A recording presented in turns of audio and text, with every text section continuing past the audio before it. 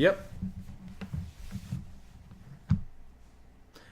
Hello, everyone, and welcome to Season 2, Episode 1 of the Trinisphere. I am Adam, the resident Johnny, joined by Shannon to my right. What's up?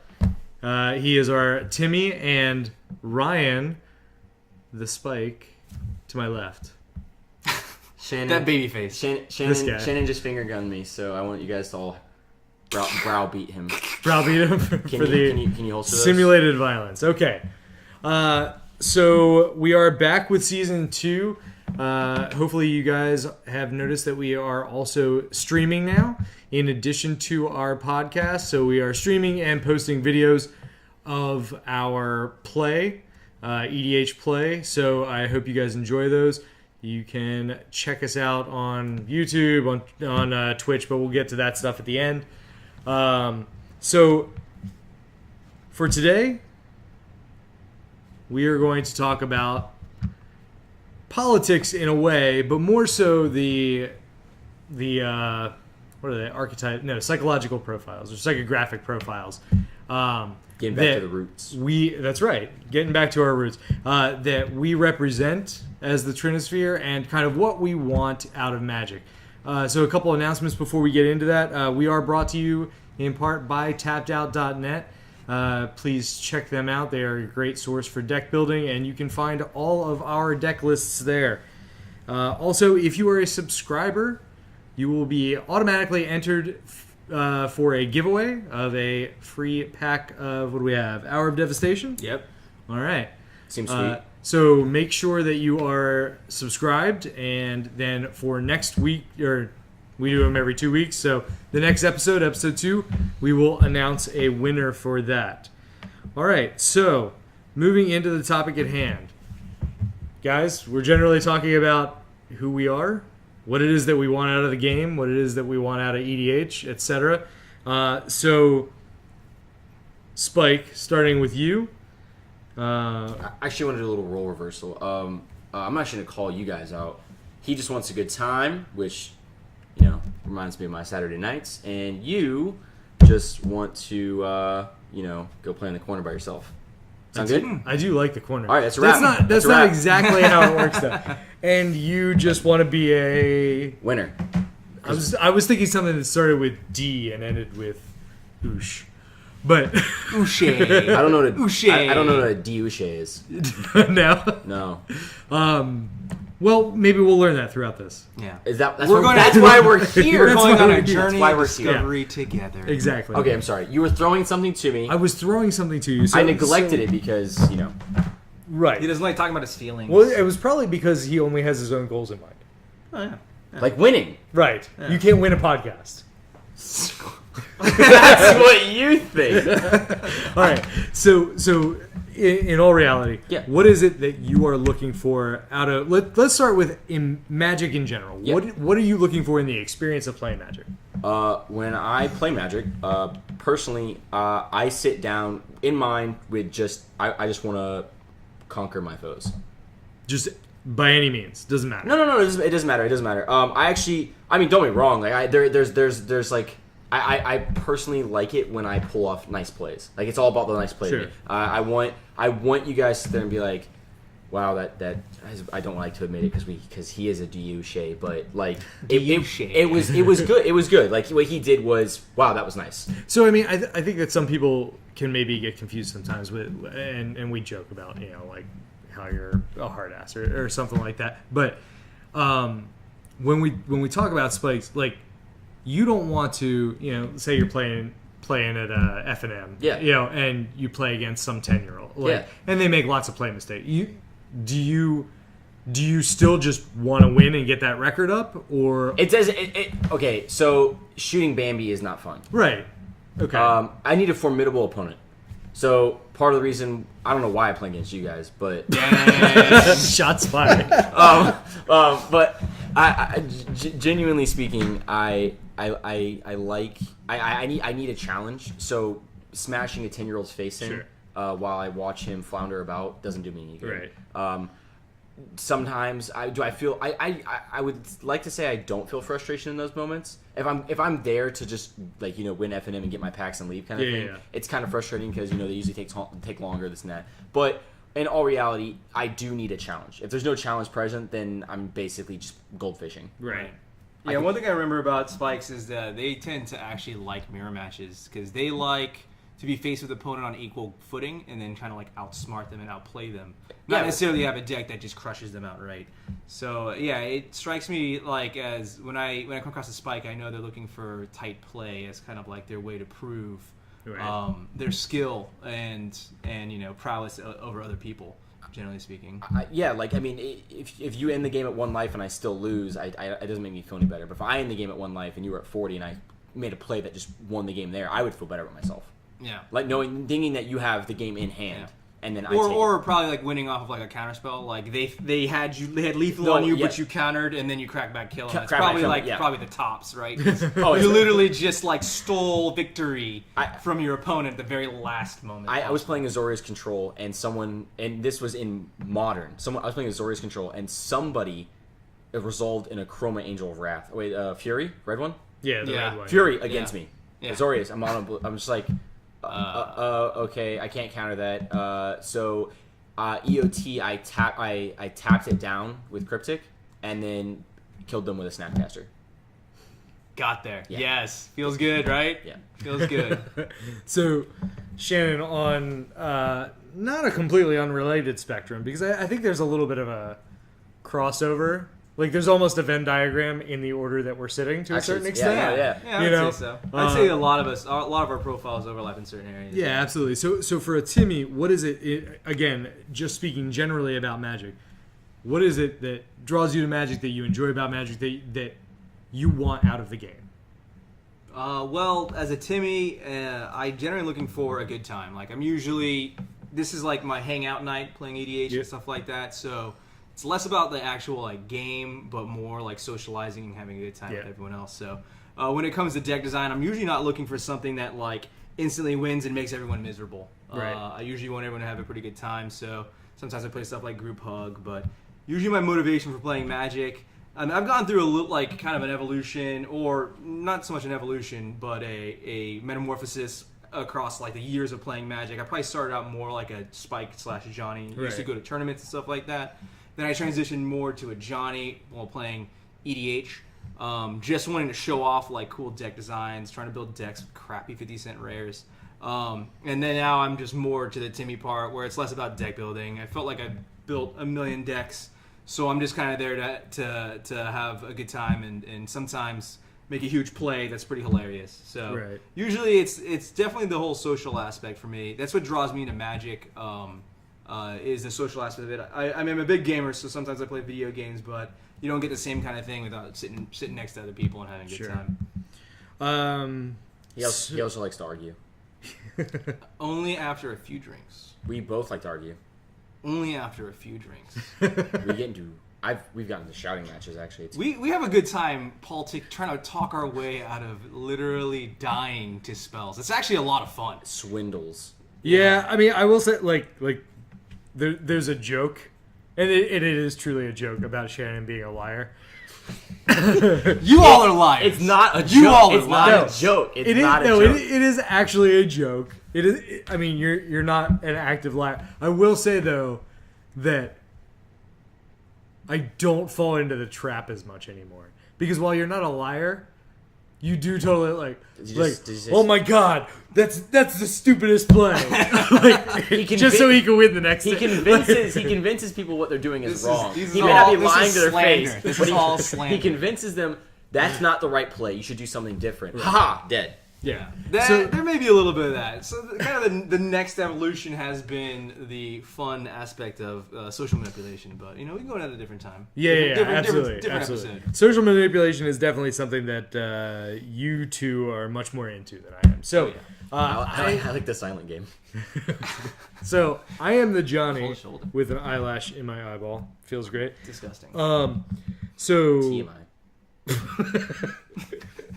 So what I want out of the game in general is to do things in the game that entertain me that generally lead to a win of my design. Sometimes my decks will only have a single win condition and a fairly weak and vulnerable win condition that has lots of different parts. Totally. The Rube Goldberg machine. I do. I like to assemble the Rube Goldberg machine. Yeah. I mean, if we go into the Wayback Machine, I mean, I used to play, I don't know, in Revised or something, I used to play fairly competitively. Like, I would actually go and grind tournaments and, you know, sweep up in my LGS and stuff like that. Can we get a timestamp on that? It was back 95? in alpha. Yeah. Yeah. 94, 95? Just for time reference, I wasn't born. I'm joking. Yeah, barely. I actually didn't know. I was like, holy crap. It's possible, yeah. No, He's a baby. so He could be your father. So I used to be very spiky. I mean, like, burn decks, just like aggro decks, you know, nothing. Did it feel good? At the time, yeah, absolutely. I was getting what I wanted out of the game, which was just like status and, you know, winning and, you know, things like that. Over time, though, when I got into Mirage Block, or maybe even Ice Age, there was a stasis deck that won Worlds, or at least was in the finals for Worlds. And I built that thing, and I was like, I am literally going to use Millstone, pay 2, mill 2, to win a game with just stasis and Millstone and like Force of Dead by 1,000 cuts. And I loved the idea so much, it evolved into, in Visions, playing a Chronotog stasis deck, and I just never looked back. I absolutely never looked back. I loved every second of it. And since then, I've just liked to devise these weird ways of being able to win the game. And that's what I like out of the creative aspect, and the coming up with different routes to a win is what I really enjoy out of it. Yeah, I definitely share. Sometimes I dive back into the whole Johnny thing where I try to win with like a obviously terrible card. Like a card like probably one of the first reasons I started, you know, my Johnny like EDH building came from a bunch of cards in the standard that were considered like bulk rares. Right. And you're like, this card's kind of cool, but obviously it's terrible and constructed. Yeah. So let me try and brew a deck that can make somebody go, oh god, not another knowledge pool. Like, oh dang, I better destroy that. Yeah, one of my first series that I wrote on Tapped Out was basically taking what everybody could agree upon was basically like the 10 worst cards in Magic, and building around them. Yeah, exactly. Like, seeing if you can building get 60 card decks around them. Literally scared of that card. Right, for because one game. I want, like, I like to say that every card has its place. Yeah. I mean, whether it's like draft sealed EDH, you know, Every card. Every card has something every I could card do with it. could be good In a very niche scenario. This You is mean the Johnny Man. you mean in the world's smallest vacuum? Yes. You know, yeah. But in that I'm vacuum, okay with somebody that. else is playing against you, and they're being like, "Oh my gosh, not that card." Challenge accepted. Name the card. Name the card, I will do it. And he will. That's right. I'm gonna bring you a list of just the worst. Well, Search the City is off the list. You can't. Why? Search the City is it. No. reap the intellect. What? Reap the intellect. I don't even know what it does, but I will work on it. If you play that in EDH, I might smack myself. You can exile your entire team. Look You can exile your forward entire to team. Ryan smacking himself on stream. Yes. I'll do it. Okay, so that's what I want out of the game. So let's talk a little bit more about what we want specifically out of EDH. So we all are avid EDH players. It's Yeah, pretty much the. Why are you playing EDH? Well, I mean, so that's a good question. I mean, like, you know, EDH is a typically casual format. There is competitive EDH out there. It's usually the 1v1 is the most competitive format of it, which I think we've touched before. Like we've Not done with a 10-foot pole did I touch 1v1. Forget that. I believe that Forget we did the that. budget thing before, which is all 1v1. The gods one. No, it wasn't. No, That was no, true. no. We literally it did 2v2s. I was literally like, let's not do 1v1s. Let's do It was gonna be. Yeah. No, we did Pauper at the store the one time. Yeah, I did build a popper deck. I believe I handed it to somebody else to try it and then disassembled it. Yeah, afterwards. it's pretty bad. So talk to us about why you're interested in EDH, because a lot of times people don't associate spikes with what is considered a casual format they more consider them like modern or standard players. Okay, I have a very, very simple answer for all of you. What's better than beating one opponent? So for you, it's playing multiple people. Do you like playing arch enemy?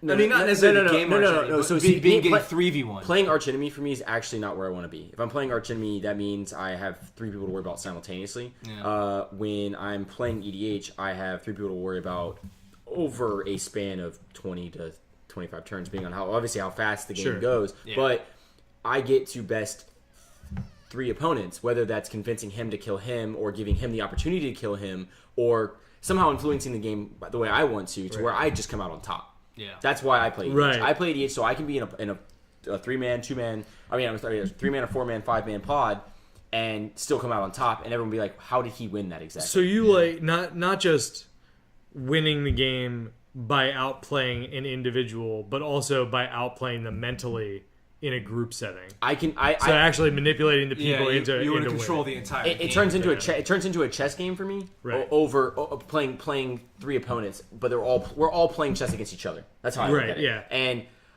when I win my pods, it makes me feel even better. So like beating one opponent in a 1v1 setting is very nice. Like don't get me wrong, I still enjoy that. But beating 3 opponents is somehow even more satisfying for me. Okay. That's why I do play EDH.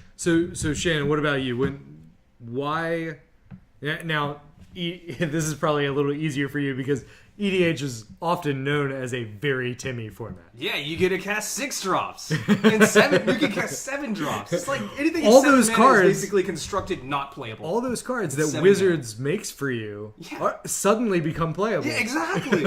There's a whole slew of cards that you get Right. to play with now that you couldn't play in any other format. It's almost like for the last, 6-ish years, they've been supporting the format. Oh, yeah. Oh, I'm glad they have. Well, I mean, but let's even talk about. I mean, I think that cards like Sunbird Invocation probably not going to see. Not saying that Saffron Olive isn't going to throw together some spicy brews in Standard or Modern or something. It did win 10th at regionals. Did it really? It got 10th place in the Standard regionals. Or like Mind's Dilation, things like that. Like Wizards has been printing in regular sets yeah. Timmy cards that realistically usually are not going to see Standard Modern play. No. Oh, yeah. And this gives them a chance to shine because Mind's Dilation is awesome in EDH. Yeah. It's very good. I don't like playing it because it just kind of like sits there. But I think it's... So, EDH is definitely a Timmy format. Like, I got away from Standard. Standard just had a really high density of the same deck showing up. People... Like, that format gets solved. That was like, the biggest problem with... most constructed formats is Standard's one of the worst ones where once they figure out what the best deck is, you go to like an F&M and that deck's there like everybody has it. Everyone has that deck. It was kind of fun trying to come up with a way to beat like the best deck. That became kind of the game for a little while. Where at F&M you try and brew up something that can beat like the top tier deck. Right. But even then, like at certain iterations of certain decks were just unbeatable, and it's kind of frustrating because you see them winning all the time, and you're like, there's not really a whole lot of innovation going on for F&M. So that's kind of like when I started to gravitate more towards EDH because it's not really a format that can be solved. There's definitely some really super good decks, right? But you really don't see them all the time. Like even in our group, some people make some really good decks, but eventually they're like, okay, I'm kind of bored of that. Right. Like, I'm not winning any prizes, so I don't need to pull that deck out every single EDH night. Right. I can put it away and start working on something else. So a format is much more innovative, I think, which is what drew me to it. But also, the multiplayer is the big thing. You don't really get any other format where you play multiplayer. Yeah. It's true, the multiplayer is a big thing. I know that's a big thing for you, but something that you mentioned about the whole, the meta game, and like you said, there's no meta game in EDH. Yeah. And there is in 1v1, but that's different. Yeah. But and there's competitive EDH too. Yeah, exactly. But for our play group, there's specifically no. There's no metagame. Like if people show up with new decks each week, in and out, that kind of thing. Everyone's just experimenting. Yeah. However, you mentioned people have their great decks, right? They're really good decks that get brought out. But then you notice that like that snowball effect where someone sits down with their critiqued Rafik deck or their critiqued Cisse deck, and it's like, oh, you're playing that deck? Boom, I'm playing this deck. Yeah. That people just start pulling out their most competitive decks. There's like the only way I can because like they're like, oh, I built this deck to have fun, but you obviously just want to win the game in 4 turns. So I need to play the deck that combats it. That's kind of like why we're here talking about this kind of stuff, because when it comes to EDH night, generally everyone's going to want to leave like feeling like they had a good time. So kind of one of the Some don't. Some people get so salty they storm out. By the way, but generally speaking, we're here to kind of like talk about what it is each of us want out of Magic. That way, next EDH night, we can figure out an easy way for everyone, not to have someone storm out because it didn't happen. Yeah. The EDH didn't happen the way they wanted. Some of us really appreciate people who storm out. Well, then maybe that's good for you. I mean, if you get someone to tilt, then you've achieved your goal for that night. Yeah, but Right. I feel like it's so funny because that's something that I don't really go to push someone to tilt, but it's fun to watch. Yeah, once but, it starts happening, you kind of can't stop. But you guys just kind of keep feeding into it. But then I've also noticed because I enjoy that, you guys are like, we have to make Ryan tilt. Oh yeah, it's so fun. How many times this we the second recording? You're just like, wait, how long is it going to take him? How long? We know it's happening. It's coming. That was stream number 1. We wanted to see you So, tilt due to I mean, gacha cards. I'm absolutely fine with... I mean, I don't care whether people tilt or not because that's not what I'm in EDH for. Yeah. To be honest, interaction isn't really what I'm in EDH for. Yeah. I like the social aspect of it in that, similar to what you said, like it's my night out. I like with, guys, girls. I mean, we do have a homogenous group of all guys, but whatever. If we had girl players, that'd be fine too. I like hanging out with all of the players. I like the personalities that I'm interacting with. When we're talking about stuff completely unrelated to Magic, too. Yeah. And I'm fine having that conversation while I play a little goldfish game over here. And honestly, if there was a way to build this bubble, so like you guys are all interacting, you got Crossing Grips and things, that's cute. But I have this combo that I'm assembling. Yeah. And it's going to take some time. And honestly, EDH has always come to me as...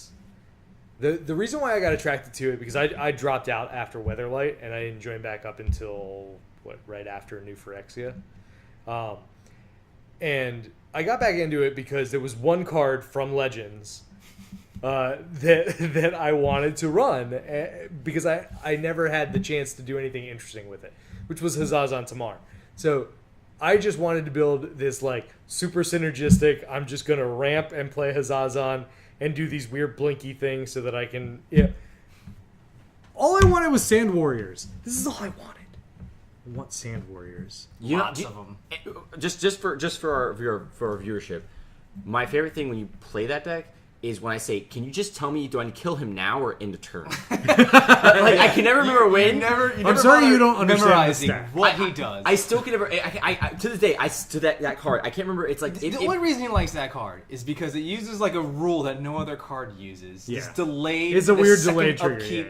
yeah. And so he just likes to explain the card. I think that's actually his favorite part. No, is having to I explain. do that card to like somebody trolling else. people the first time I play against them, and they're like, "I'm gonna kill that," And you're like, okay. and I'm like, "Cool." You can and then you're like, "No, you can hear- delayed trigger says." Yeah. We've grown wise to his tricks. Yeah. We say, "No, just tell me how it works so I know when to kill it. Do I But kill I- it now or now?" But I still enjoy playing it, and it's because I like assembling the machine, and I like putting everything together so that I'm taking advantage of a niche ability. And that's what I try to do with all of my different decks. I try to build decks of, what are we at, 35 now that we have to build to get all the color combinations? 32, I believe. 32? Yeah. So I've tried across all the different color combinations to have like a reanimator deck, a tribal deck, but also try to put my own spin on it, a little bit of flair to it, because I really do enjoy the deck building aspect. I mean, in my free time, which I haven't had much lately, I literally just build. I started at A, and I think I got through like F before I had to like do other things. Building each legend. Before Every single legendary Oh, cool. creature, yeah. Just like looking at every Card. scenario, Yeah. synergy, like and becoming more familiar with it, and that's what I like about EDH is seeing that, and I even enjoy seeing it out of other people's decks. Like if I see a really sweet combo deck, like kind of getting ready to go off, I'm like, I might just let this happen. Like that, like I'm envious because mine's not doing that, Yeah. but like. dang, his Rube Goldberg machine. It's out Rube Goldberg he's me. got cogs going and like. Oh, are you ready for contraptions? You know, Literal I Rube Goldberg machine. I do wish that the contraptions were a little bit more like the stations. Like where they really interacted with each other where and they played go off like of each infinite other. on Exactly, turn.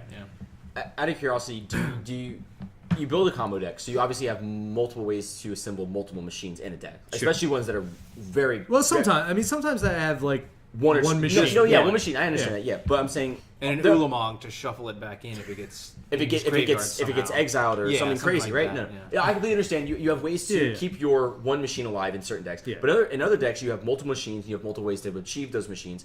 Would you say that, let's say you're playing one of your multiple machine decks? Yeah. Does it matter which one you assemble? Is there like a favorite in each deck, or is it just getting No, one? Oh no, no. There. I mean, I like to. I would say that I like to avoid whatever the cheap one is. You know, like the 2-card combo. Like exactly. If you could surpass the 2 cards and get to like 5, you'd be like so much more satisfied. Yeah. If I play like an Avacyn deck, and I end up winning by like the Nevdis thing. Or like, going Avacyn. Sure, or the World Slayer on Avacyn. Like I'm gonna run it in there, but I would much rather win by other means. Yeah. Like so you don't like tutor for those cards every opportunity. No. I will tutor for things that are advantageous to the overall structure that I'm trying to build. Yeah, if that's the only way out, then yes, I will maybe tutor them. Yeah. Something I have noticed too, and I don't know if this goes for all Johnnies, but specifically playing against you and the years I have. Yeah. When someone answers your combo, or if someone does have the answer, it actually doesn't really bother you that much.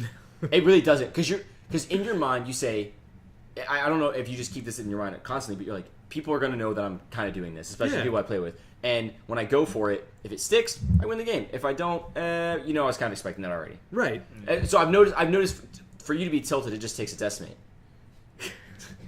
I'm when you blow up 4 of his cogs in one go. If you cast a decimate and I get hit by like 1 or 2 things, that's not blow up all 4 cogs. If it's all 4, which is understandable. I don't think anyone wants that. But the point is, yes, I would say that you go for your machine.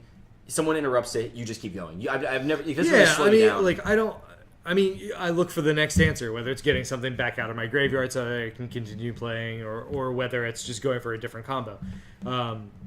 Because I enjoy playing and just seeing the synergies happen. Even if the infinite combo doesn't happen, I still have like interesting little interactions and things that I built around that I enjoy.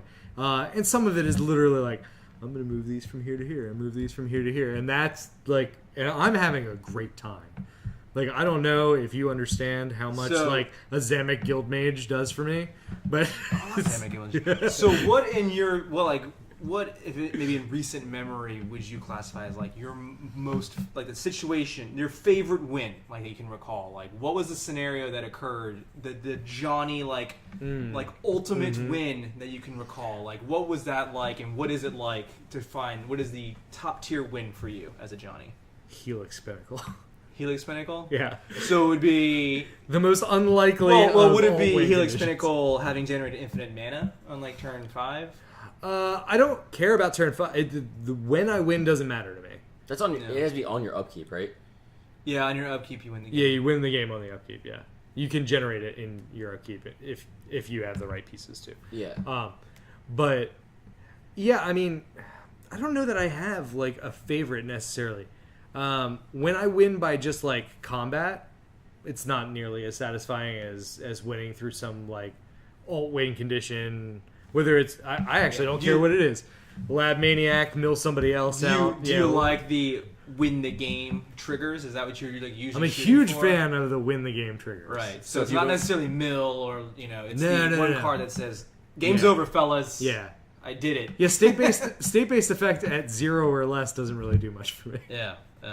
So you Feldar Sovereign, you have that with life gain, you win, and you're just like, wait, I win. Yeah. Oh. Yeah. Would you say that the complexity of your combo would influence your happiness in your win? Yeah, the more complex the win condition was. Sometimes there's something to be said for elegance. Like, like 2 things that are just like so made for each other. You just have to put that peanut butter and chocolate together that you're just like. Wait, I think it's jelly. You don't like Reese's? Huh? Peanut butter and jelly. I'm pretty. Wow, it's a fight. I'm pretty sure peanut butter and jelly was the Nobody's statement. eaten a PB&J in a long time, buddy. Peanut butter and Reese's Nutella, my Pieces. friend. Peanut butter and Nutella. That might be I too eat much. I PB&Js think like- that's gonna give me a nut allergy. I eat PB&Js like every day. Really? I Fair do. enough. Oh my gosh! All right, I forgot he's 5. Yeah, fair He's enough. your son. Yeah. Effectively. God, it's sad that might actually be possible. We'll run the numbers. Yeah. And we'll get back to y'all. So yeah, I mean that's what I like. So let's go back around and well, I'll actually switch the order. So Shannon, when you're building, what are you looking for in a commander? What are you looking for in a deck? What are you trying to assemble? So usually I'm looking for something that's like a critical mass of like ridiculousness. The term is always thrown around the win more kind of stuff, and that is right up my alley because you want a certain effect to occur so many times that it goes from that's a terrible effect to oh god That's obnoxious. that is ridiculous. How many 3/3s and So 5/3s? so what's your stance on Dubscape? The card is awesome. It is hilarious, and making 1,000,000 of the dumbest looking bird tokens possible is in The fact, dove. The dove is dove. the only bird token. It's the only bird token ever worth running. Yeah, absolutely. It's a dumb, stupid bird. But I'm looking for like basically. I can recall recently being really happy playing a Titania, and I have a bunch of these really mediocre green enchantments in there, and one of them is called Cream of the Crop. And Cream of the Crop says it's a 2-mana enchantment, and it says whenever a creature comes into play, you look at the top X cards and reorder them, or put all but one on the bottom of your deck and put one on top. It's a terrible enchantment. It is of the rigging cards. Good, in you've that got me deck, sold. Yeah. yeah. Oh yeah. This is the story. This is where it begins. So of the tiered set of cards in that deck, for a card draw or card advantage or card selection, it is definitely the very bottom. It's Yeah. the worst one in there. But that deck started to fire on all cylinders that day, so much so that the group collectively said we have to destroy Cream of the Crop, because I was each turn making several 5/3s, rigging looking at the top 5 cards in my deck and putting one on top. They're like, oh my gosh, we have to destroy Cream of the Crop, and that made me feel really good. His that- card selection is too strong. yeah. That a stupid Cream of the Crop was had gotten to a point where people were like respect this like Right. mediocre card. So whenever a deck reaches like a critical mass where people kind of like get annoyed almost, or suddenly start respecting something that usually doesn't earn any respect. That's kind of like when I feel like as a Timmy I've gone wide and hard and win more enough. Right. And I think that respect for like odd esoteric cards is kind of where we have a lot of crossover. Yeah. You know, yeah. like so yeah, you're my like- deck will be more like general synergy between the Yeah. mechanics, whereas yours is more like a hard combo that reaches a point where it goes win. Yeah. Mine is more just like annoy you and get bigger, get bigger, get bigger, get wider, get taller, get taller. Right. Somebody needs to stop him before, that kind of thing. Yeah. So yeah, there's definitely some parallels there. Like I think I enjoy more synergistic mechanics where you probably look more for like the you win the game combo. Yeah, or whatever leads me down that path. Yeah, Yeah. absolutely. So for a spike, Ryan, what are you looking for when you build the deck? What are you looking for in commander selection? What specifics are you driving toward? What can we look for? Efficiency. Efficiency. So describe to us some like what's a good example of an efficient commander? Oh, efficient commander? I personally... Okay, so the way I start is if, let's say, a new legend gets printed. Yeah. First thing I'm going to look at is the cost of the legend. And plus, it's going to be the cost versus what the effect is. So, let's say, for instance, one of the most recent Ixalan legends was that vampire guy, the mono-white vampire. Oh, Maverick Maverick Vane. Vane. Maverick Vane. Yeah. He's a 3-mana 2/2 with lifelink. He's the worst. I don't think Anyways, he has the life point. link. Okay, so it boils down to the fact that he's a 3-mana 2/2 with lifelink, and when he says whenever one or more vampires attacks, You get a one dude. 1/1 with lifelink. Yeah. The value is just not there. I'm sorry. Like a 3-mana 2/2 with lifelink is already. No, just he's a kind of- great uncommon non-legendary creature. Like Yeah, he'd be good as an uncommon. Yeah. I mean, Playable. yeah, Probably sure, playable. sure. But overall, when I look at a legend, I have to look at something and ask if does it do something once it enters the battlefield. So if it resolves, does it already give me some sort of value, Right. or does it have an ability that is so powerful on it, an activated ability, whether it's a tap ability or a mana cost ability? Is it worth it going around a table, or is in some turns, cast him and activate that in the same turn. That's kind of how I look at it. I look at a general that just does it for me. Personally, and he does it for you. Oh, he does it. He does it for me. Okay, so eyes. personally, a card that was recently printed, I believe it was in Kaladesh. It's one of my favorite legends that I get to play, that I've played with, and one of my favorite decks that I've built overall is just Gonti. I know he sounds. It really is. Like, I mean, it may not. You do love your Gonti. There may be spikes out there. There may be spikes out there who don't agree with me. But for instance, it's a 4-mana 2/3 Death Toucher.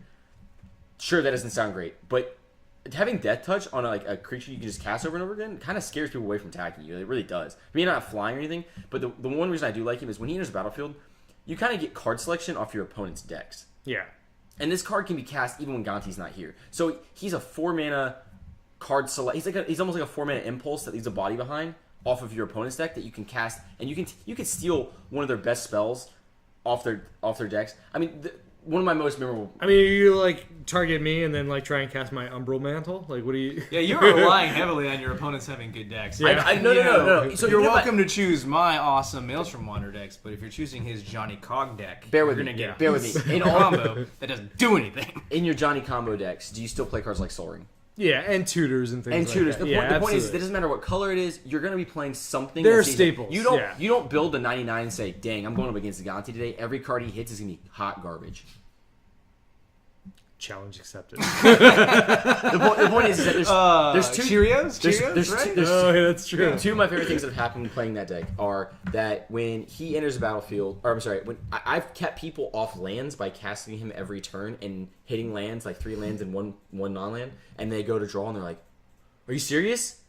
I can't my land drops." And then there's times when there's times where people go to tutor for a card, and I've already exiled it 16 turns earlier. It's just like, that's really funny. That's really funny. Like, no, someone's like, they had an academy rector who died. They went for their omniscience. Yeah, I've definitely seen that happen. That's an interesting. So what about decks in general? Like you're just looking for any efficient cards? Yeah, overall, like when I look at removal spells, it has to be a reasonable fix. Is it efficient for the deck? Is it efficient for the cost? Does it have some sort of synergy with my deck overall? Right. Like, because synergies are important. Like, I mean, we talked about it's not an infinite combo, but even combos are important for me. Like something that would kill something and get something back if I'm playing like a graveyard themed deck. Like these are all cards worth playing in my opinion. So is it fair to say? So, how do you search for your cards? Do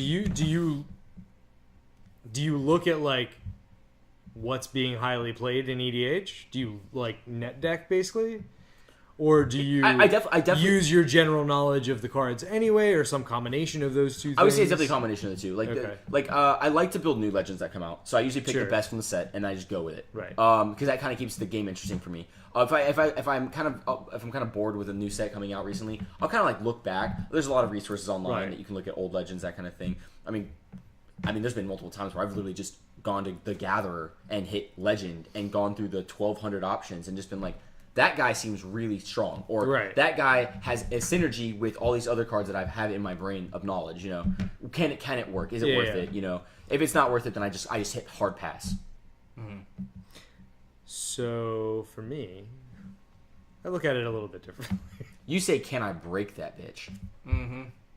That's basically exactly what it is. Like, you know, when I look through all the legendary creatures, and I do, I'll just like flip through them, you know, go to like the 80th page and like, what's here?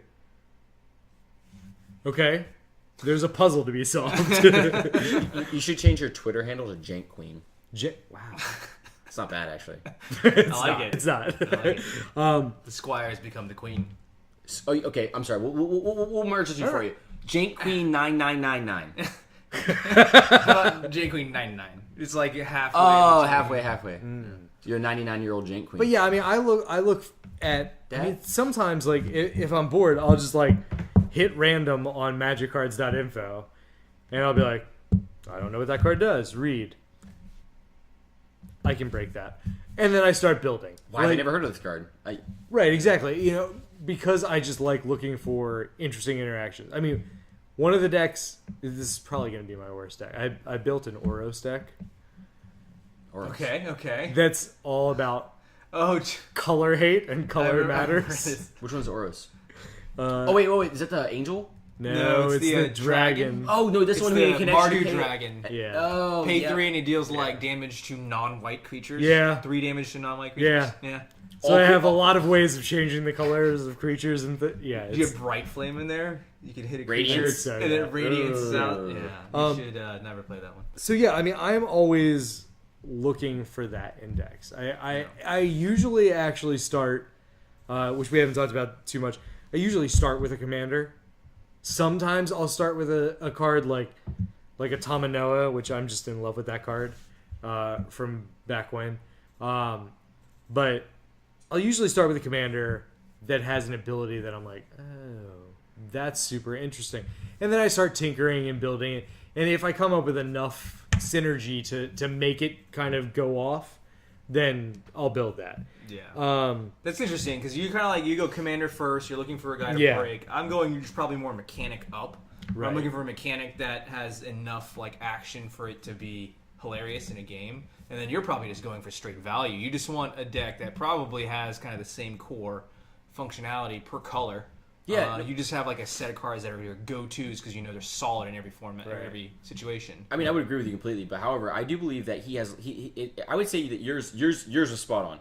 I think ours is a little different personally because I think that he can do both. I think he can go commander and be like, I want to break this commander, but I think he can see a card or a couple cards and be like, these cards kind of work together. What shell should I put these in? Like what commander? Yeah, sometimes it works that way. Absolutely, yeah. And personally, I do believe that mine is like I know my color schemes. What commander fits this color scheme, and then I'm gonna build around a little more. I think I pick a commander. I say this guy's got a really good synergistic ability. Now I have to build my deck with all the value cards I'm gonna play anyways out of that color scheme, plus the cards that synergize the best with him. Yeah, like Mimeoplasma, for instance. I think it's kind of a weighting thing. You know, like I put probably 66% of my stock into I want to exploit that ability. Yes. Yeah. And then I put probably, another 20% into, the mechanical side of it. Like what is it that I can do to kind of like work with that, but from a mechanical perspective, not just the Rube Goldberg. And then I use the rest for, the extra whatever percent 14. I end up left. Thanks. 14. Jesus. It's been a long day. 14% for what exactly? For looking at the efficiency side of things. So like 40% is his ramp, draw, and remove. That's an anemic right. That's an anemic amount of focus. It is. Well, but and that's usually where I see some of the weaknesses of my deck. I will take a counterspell that is thematic and or mechanically linked over a more efficient counterspell. Are you having a PTSD flashback? And you're like No. you went stunned and you're like, what was that counter? God. All I can think of is I want to know honestly because I mean, granted, I've had these moments, so I just want to know if you guys have experienced this. Have you guys ever been playing your deck and just been like, why did I put this in here? No. You've never once been like, I accidentally misunderstood the way this synergizes with this card. Never once. The only time I've ever done that is where I was building an eggs or Cheerios shell, and I had Brea as the commander, and I put a life spark. Oops. Yeah, Or the origin spell bomb or whatever. The white spell. One of the spell bombs that was green. I was like, okay. Yeah, I remember that. I was like, huh. Well, that's a problem. Did you like realize it when you drew it, or was it when you were laying your deck out? It was when I was building it, when I was actually pulling it off my list and like putting the cards together. Okay. Yeah. I want to kind of give some final thoughts for all of us on this, and then I think that next episode we're going to talk a little bit more about actually getting into the politics of not only. So now we kind of have a frame of reference of what each psychographic profile is looking for in EDH and looking for in games, but I think the next episode is going to be more how to manipulate the fact that we know that and how we actually play off of the strengths and weaknesses of those other people. So it gets a lot more political. This is just kind of getting to know you. Yeah. This is I'm not gonna sing the understanding what each people are wanting to do in their game, and Yeah. then using that against them. Right. So That's the end. That's the end goal. Yeah. So next episode is much more going to be around using it against people. And I'm not gonna have a lot to say during that episode because. But you're one of the fan favorite people to use. Oh no! You guys are gonna have others. lots Yeah. to say Yeah. about how to use mine against me. Yeah. But I don't really interact with you guys, so I don't engage in that. It's gonna be a lot of monologuing for me. Yeah. Oh yeah. We can't wait. I read both you like books. So just straight monologue, like yeah, maybe we could just leave. like alas poor Yorick, I knew him, Horatio. Yeah. Yes. We'll give him a skull Okay. to talk to the whole time. Oh, we got to get you one of those colory things. The fluffy one. Yeah.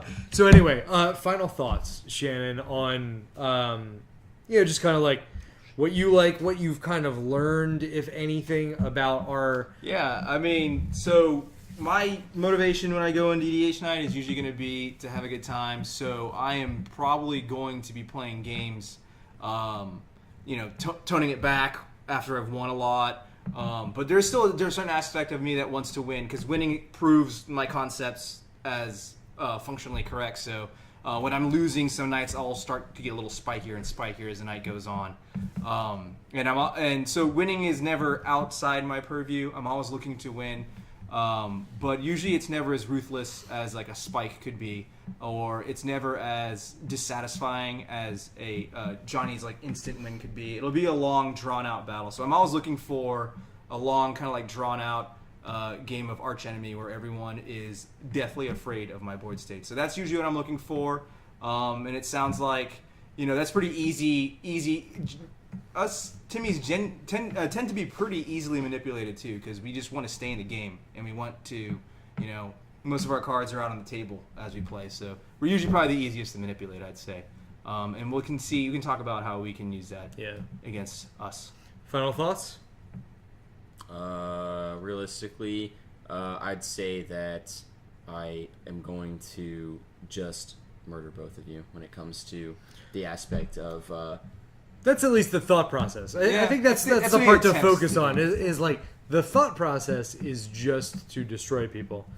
There's execution involved. I mean, of course, there's more to it. But I really like spikes in games too. I love to have a spike in my pod because I can almost always rely on them to bail the pod out of a situation because they will make the correct decision when you need to make the correct decision. I love having spikes. I don't in the know. pod. I don't know that I agree with that sentiment wholeheartedly. Well, I mean, you could be in a knockdown, drag-out bloodbath, tit for tat battle with a spike, but then somebody over here will try and combo, and the spike will be like, "Hold on, let me stop them from winning the game." And normally another player would be like, so focused in. And Yeah, I mean, grinding I think so. While I think that in my experience and what you've been saying, spikes want to win through skill. It doesn't. It's not necessarily synonymous with all spikes actually being skilled. I see. I noticed your pointer is. Dang, daggers. This will be my last episode. Your final thoughts, Mr. Johnny. It was nice knowing all of you. Rip. And I don't. In memoriam, Ryan. You guys can have Killed my by shade. You guys can have all my cards. oh, sweet. Oh wow. Nice shot. I should have done that sooner. So, final thoughts. I mean, generally, I do like to stay in my own bubble. I will try to interact with people only when I really see like my Rube Goldberg machine is threatened. Like, if you're putting your finger in the way of the domino, like I need to chop the finger off. So I mean, I do That build. was what I was gonna say. I would chop the finger off. Right. Okay. You guys, Well, I mean, you it's guys like- can, Yeah, we can. That's our Venn diagram. Lap over. finger chopping. That's Not it. even- That's literally We're it. gonna have matching T-shirts next week. Finger choppers. Finger chops. Hashtag finger choppers. Yeah. That's my new Twitter handle. All right. Queen. You also learned to not trust me. I guess that's what you're saying now. I'm untrustworthy. That's I'm not saying that you're untrustworthy. I think generally that you're trustworthy, but I have to always be a little cautious. Like, I don't ever want to. trust. yeah. I don't ever want to trust you per se, but Here's a good example. In your Planeswalker deck, you will often make the case, I have like 2 Planeswalkers out. And you're right. And they're not even necessarily good Planeswalkers. But I have learned how that deck functions enough that I don't care what you say. I'm Really? going to attack the walker. really, Dovin Bond, come on, that's Don't- garbage. Yep. Just leave him be. Yeah, leave exactly. him be. Yeah, static orbs are great. Yeah, against your opponents only. So, yeah, I know better than to... I know that you're trying to play politics sometimes, but you're pretty convincing. But I've learned to just not be convinced by it. How have I gotten all the shade and he just complimented you? Suck it, nerd. By the way, I actually met up. I actually Because some Timmys social- are good at Magic. No, I'm just... this just keeps coming, man. You know what's funny is See, I actually social engineered this group so that he would compliment me and just absolutely shit on you. That's why we're situated in this. I came up with your new Twitter handle. What's that? You know, your Planeswalker deck is literally like probably the most reoccurring element in this entire podcast. Like we mentioned it probably like we do. 3 times per episode. I don't know if anyone's. play it every once in a Yeah. while. on stream. We should probably bring that up. I was actually going to mention that. You guys are just literally gonna crap on it. But It's yours just gonna happen. should be D's out for PWs. All right, I'm gonna go ahead and get that right now. It's not taken. So anyway, with that, we are going to move into our outro. So again, thank you to our sponsor, tappedout.net. You can check out all of our deck lists on there. Obviously, if you are watching us on YouTube, share, like, subscribe, do the whole bell icon. You know, anything that can support the channel, it's all free. So go ahead and do that. Follow us on Facebook and Twitter. Twitch, we are streaming every other week some EDH wait. games at twitch.tv/the Trinisphere. You can follow me on Twitter. Dad, can you tell him to stop shooting me? Children. I'm sorry. You can follow me on Twitter at Squire9999 or on Tapped Out at Squire1. And you can follow Ryan Tweet the the gun. Spike on Twitter at Snapmaster and on Tapped Out as I'm Ryan Reese. I wonder what your name is. Actually, if I like Shannon, Reese's. Shannon the Timmy. You can follow on Twitter and Tapped Out as Nikki Bolas. And until next time, enjoy, guys. Play lots of EDH, and we will be back next episode with some more about politics. Don't forget about that giveaway. Subscribe. Yes, subscribe to get a free pack of the Hour of Devastation. It's coming. Yeah, you got a text message.